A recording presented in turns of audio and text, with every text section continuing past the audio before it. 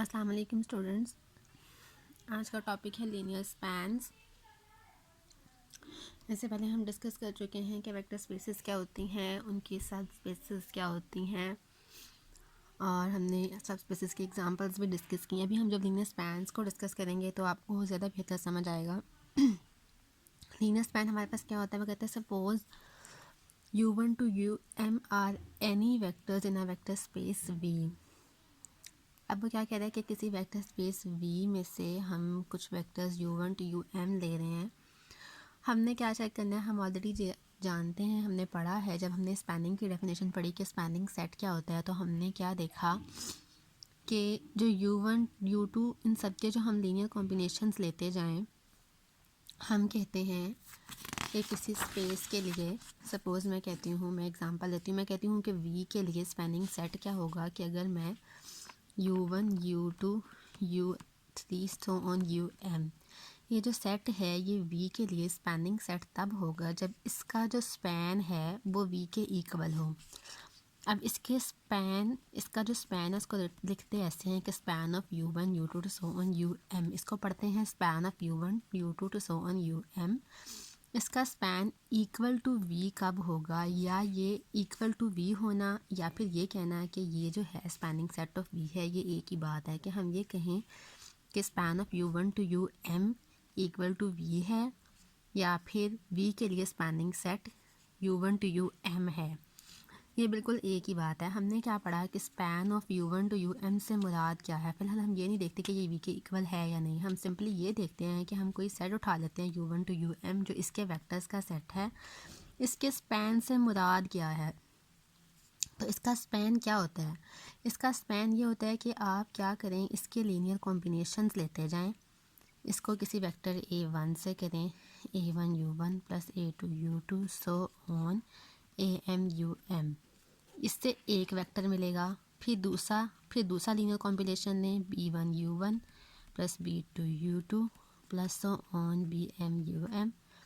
इससे एक दूसरा लीनियर वेक्टर मिलेगा। अब इसके ऑल पॉसिबल लीनियर कॉम्बिनेशंस लेते जाएं। जितने भी पॉसिबल लीनियर कॉम्बिनेशंस हों वो इस वाले सेट के लेते जाएं। जो जो वेक्टर्स मिलते जाएंगे वो इस सेट का स्पैन होगा।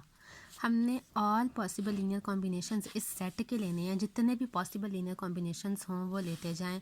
एक लीनियर कॉम्बिनेशन से एक वेक्टर मिलता है, दूसरी लीनियर कॉम्बिनेशन से दूसरा वेक्टर मिलेगा। सपोज़ वो v1 है कि v2 है, सो ऑन। ये जो वेक्टर्स इनके लीनियर कॉम्बिनेशन से मिल रहे हैं, ये सारे के सारे वेक्टर क्या हैं, ये इसके स्पैन के इक्वल है। मतलब हम लिखें कि स्पैन ऑफ दिस सेट क्या है, तो इस सेट के स्पैन में जो सेट एलिमेंट्स आएंगे वो ये वाले आएंगे जो इसके लीनियर कॉम्बिनेशन से मिले हैं। यानी कि हमें क्या पता चला कि किसी सेट के स्पैन से मुराद क्या है, उसके ऑल पॉसिबल लीनियर कॉम्बिनेशंस हैं। तो हम क्या कह रहे हैं, अब हम कहते हैं कि suppose u1 to um are any vectors in a vector space v। अगर ये कोई से वेक्टर्स हैं एक वेक्टर स्पेस v में, collection of all linear combinations of the above vectors, तो इनकी collection of all linear combinations, इन सब के लीनियर कॉम्बिनेशंस की जो कलेक्शन है, उनके लीनियर कॉम्बिनेशंस की हम कलेक्शन ले लें, तो वो क्या होगा, of the above vectors denoted as. उन सब की लीनियर कॉम्बिनेशन को हम शो कैसे करेंगे, यानी कि u1 टू um के लीनियर कॉम्बिनेशन को हम शो कैसे करेंगे, span of u1 to um से, और या फिर u1 टू um को हमने इकट्ठे करके स्पैन ऑफ ui लिख दिया है, जहाँ पे i कहाँ से कहाँ तक वेरी कर रहा है, 1 2 टू सो ऑन m तक वेरी कर रहा है।